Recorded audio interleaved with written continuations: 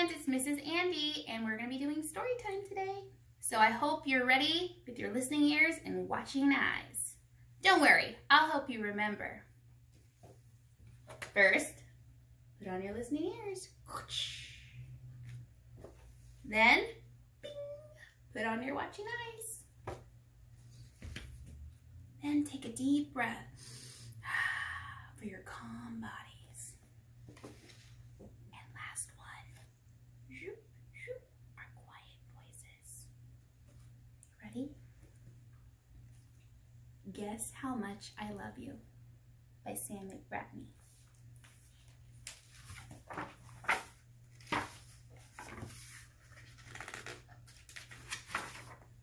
Here we go.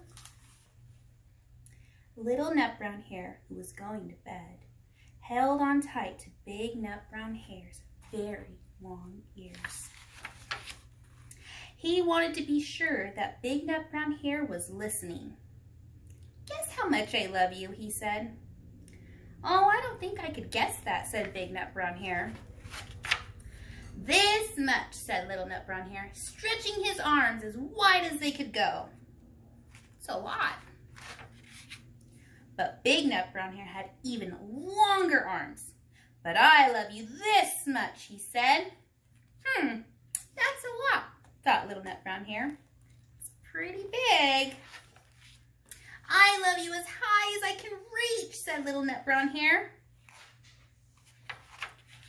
"I love you as high as I can reach," said Big Nut Brown Hare. "That's very high," thought Little Nut Brown Hare. "I wish I had arms like that." He's very, very tall. It's a long ways up. Sticky pages. Then Little Nut Brown Hare had a good idea. He tumbled upside down and he reached up the tree trunk with his feet. "I love you all the way up to my toes," he said.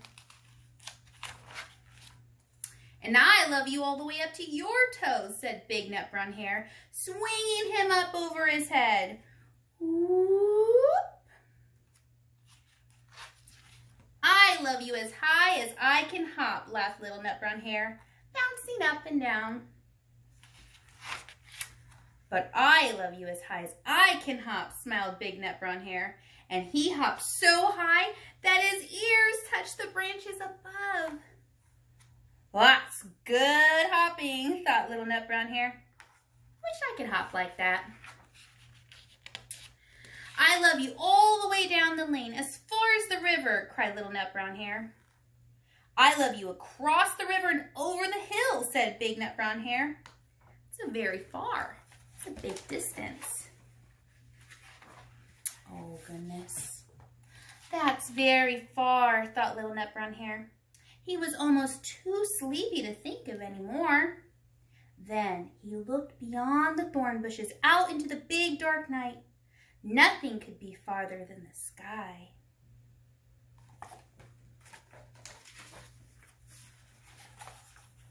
"I love you right up to the moon," he said, and he closed his eyes.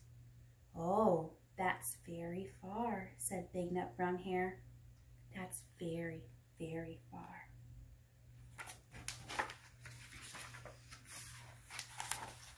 Big Nut Brown Hare settled Little Nut Brown Hare into his bed of leaves. He leaned over and he kissed him good night. Then he laid close by and whispered with a smile, "I love you right up to the moon and back." The end. That's very, very far. All the way to the moon and then all the way back. The moon is so far, you can't even touch it. Not even airplanes can reach the moon. You have to take a very special space shuttle to go all the way to the moon. So they love each other a lot. This is one of my favorite stories to read just before bedtime. So I hope you and your families enjoy this book too. See you next time.